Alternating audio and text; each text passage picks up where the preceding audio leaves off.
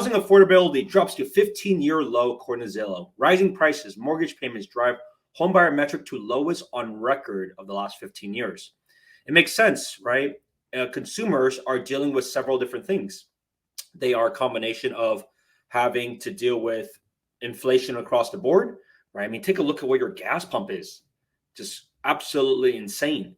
And if you want to switch to electric, Tesla also increased their prices, right? So across the board, consumers are dealing with lots of just daily things that affect their lives. But never mind that. What about for housing? Well, housing has certainly also increased over the last couple of years.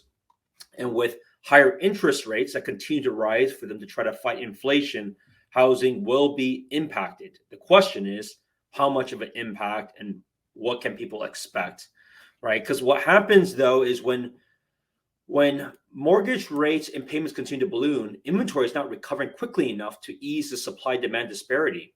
That's an interesting fact, right? Because what happens though in this situation is the likely move of somebody is also more limited. Because if someone has, number one, a low property tax, which is what we have here in California, if they've laid in their home for quite some time. Number two, if they had refinance, which a majority had refinance in the 3s or even the 2s, then the likelihood of them trying to buy a new home now at the 5s or 4s is a lot less. So those are all considerations, right? And the challenge that most people have to realize is, yes, affordability is the worst it has been for the last 15 years, but so has rent been. Rent has been actually just as bad, if not even worse, right? And because if those people are not going to buy a house now, and the people that owned the previous house are not selling their house, then as a result, the rent also increases a lot. So that's why you see rent increasing across the board, and it's been some of the highest levels it has ever been.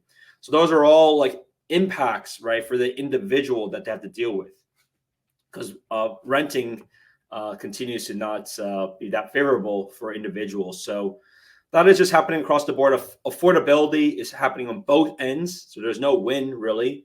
If you're trying to time and be like, oh, I can't afford a house now, let me afford rent. Well, rent has certainly gone up quite a bit. Rent spiked in April. So as I mentioned, the downside about this is that if they're not buying a house, what do you think they're doing? They're just paying rent. And the reality is there's no affordable rent that's being built ever, right? Look across the Bay Area, look across everywhere.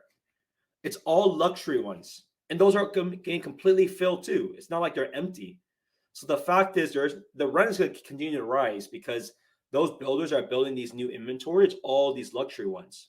And so that's very material to deal with. Thank you for watching this short on my YouTube channel. For more shorts, go ahead and click here. For more live streams, you can go ahead and click here. I'll see you in the next one.